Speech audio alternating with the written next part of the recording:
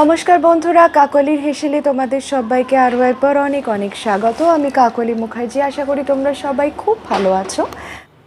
আজকে আমি বাড়িতে ভেটকি মাছের কলা পাতায় যে পাতুরি হয় সেই রান্নাটা করতে চলেছিলাম, তাই ভাবলাম তোমাদের সাথে রেসিপিটা শেয়ার করে দেওয়া যাক। তো চলো দেখি ভেটকি মাছের পাতুরি আমি কিভাবে বানাই।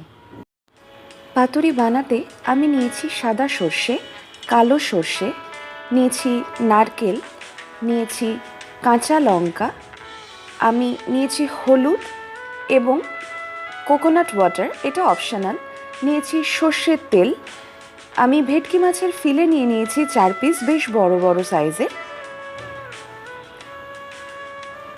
এখন আমি একে একে নারকেল, সর্ষে, কাঁচা লঙ্কা, হলুদ, নুন এবং সামান্য একটু মিষ্টি দিয়ে আমি কোকোনাটের জলটাই দিয়ে, তোমরা চাইলে এমনি জলও ইউজ করতে পারো, আমি সমস্ত কিছু দিয়ে ওটাকে একটা ফাইন পেস্ট তৈরি করে নেব।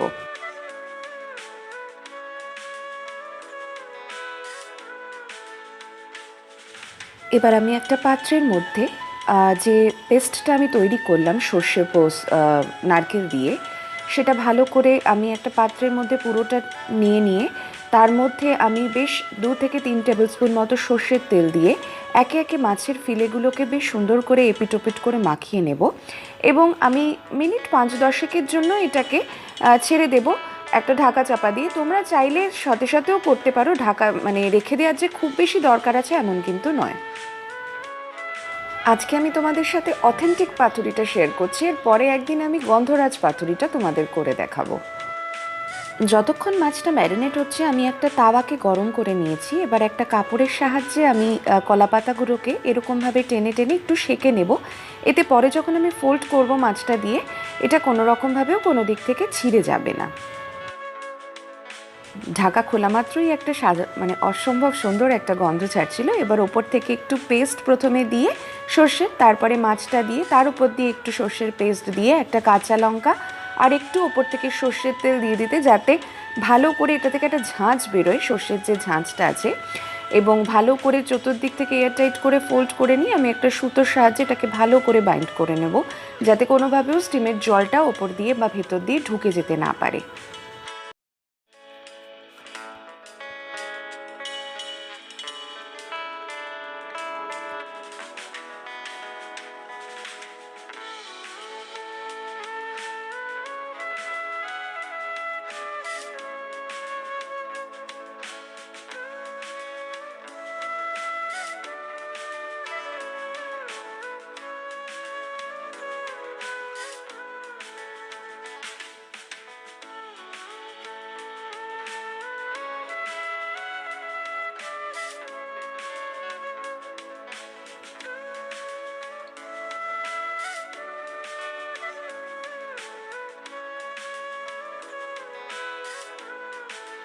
একে একে 4টে মাছকেই আমি কলা পাতায় ভালো করে পাতুরির মতো করে মুড়ে নিয়েছি। এখন আমি একটা স্টিমারের মধ্যে আমি জল বসিয়ে দিয়েছিলাম, জলটা ফুটতে শুরু করে দিয়েছে। আমি স্টিমারের ঝাঁঝরির মধ্যে মাছগুলোকে সাজিয়ে দিয়েছিলাম। আমি 15 থেকে 20 মিনিটের জন্য এটাকে রান্না করে নেব।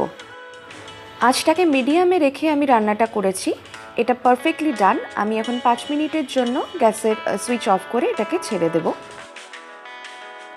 ভেটকি মাছের পাতুরি ইজ জাস্ট পারফেক্টলি ডান। এবার সুতোটাকে কেটে নিয়ে আমি সার্ভ করে তোমাদের দেখিয়ে দিচ্ছি এটা কেমন হলো। দেখাই যাচ্ছে, কোথাও একটুও জল ঢোকেনি, কিচ্ছু হয়নি, একদম perfectly wow, it looks so lovely, so delicious. দেখো একদম চামচের সাহায্যে আমি যে কাটছি পুরো কেটে চলে আসছে আর একটা অপূর্ব সুন্দর গন্ধ ছাড়ছে।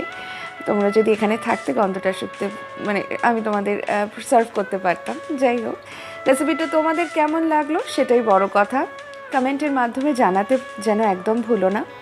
দেখা হবে খুব শিগগিরই একটা নতুন ভিডিও নিয়ে, নতুন একটা রেসিপিতে। সবাই সুস্থ থাকো, ভালো থাকো। Till then, bye bye all.